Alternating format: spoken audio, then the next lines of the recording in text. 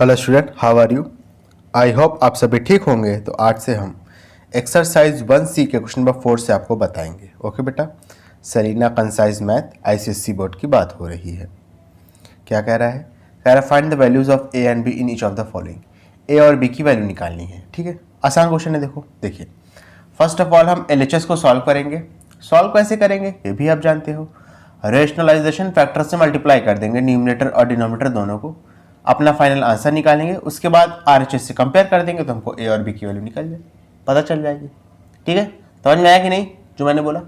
चलिए, नहीं समझ में आया तो भी कोई बात नहीं है, करेंगे तो समझ में आ ही जाएगा। देखिए सोल्यूशन।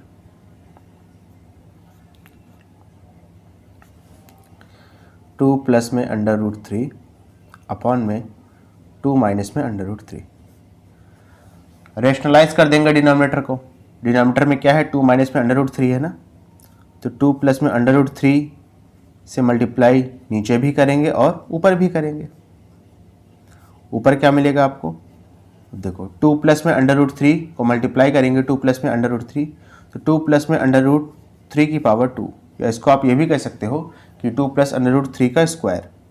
ठीक है, अब देखो 2 माइनस √3 को मल्टीप्लाई करेंगे अगर आप 2 प्लस √3 को, तो यहाँ पे आइडेंटिटी अप्लाई हो जाएगी a माइनस बी और a प्लस बी की। और a माइनस बी और a प्लस बी के फाइनल आंसर कितना होता है बेटा? a square minus b square. ये भी मैं आपको बता के आया हूँ, ठीक है, प्रीवियस वीडियोस में। तो हो जाएगा 2 का स्क्वायर माइनस में √3 का स्क्वायर।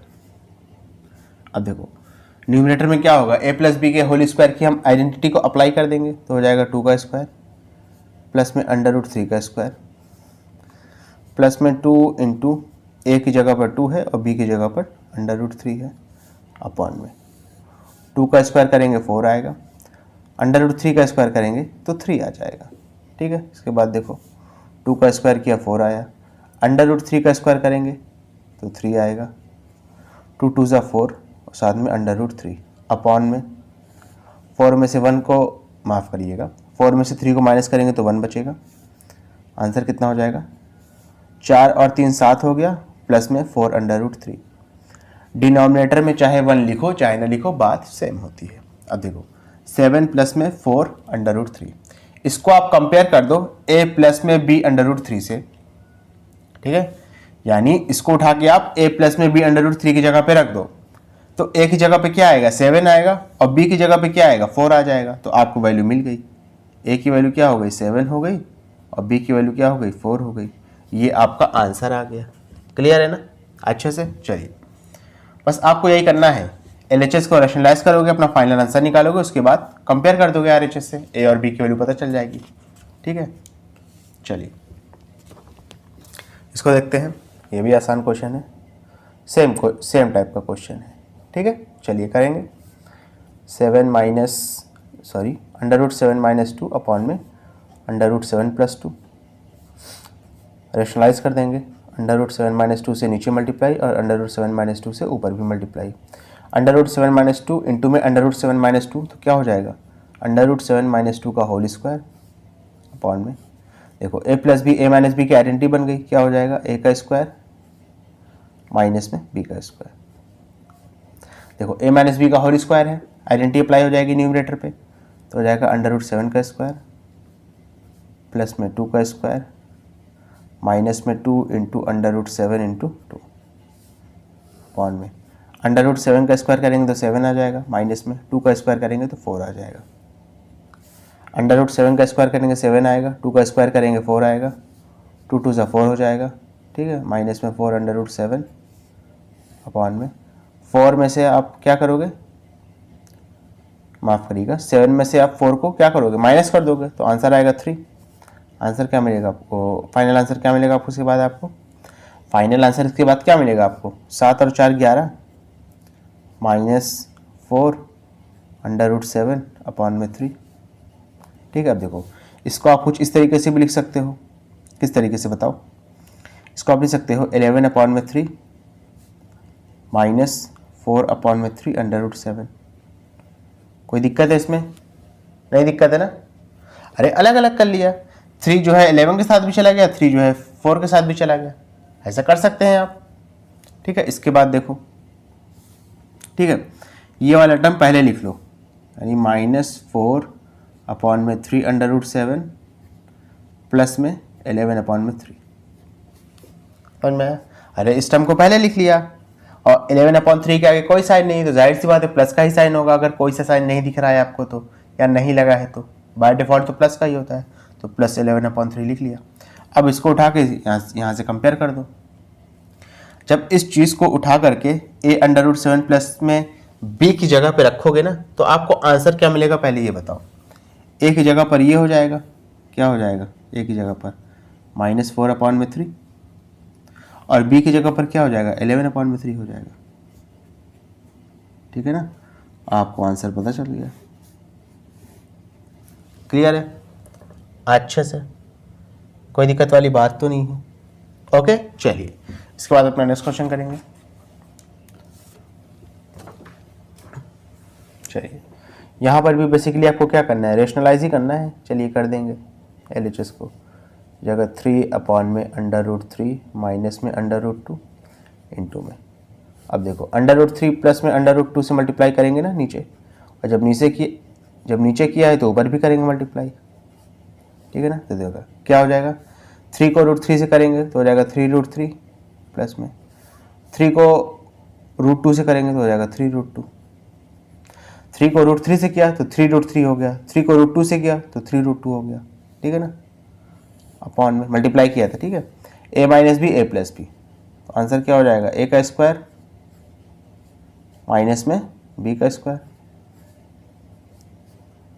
हो जाएगा 3√3 प्लस में 3√2 अपॉन में √3 का स्क्वायर करेंगे तो 3 मिलेगा, माइनस में √2 का स्क्वायर करेंगे तो 2 मिलेगा।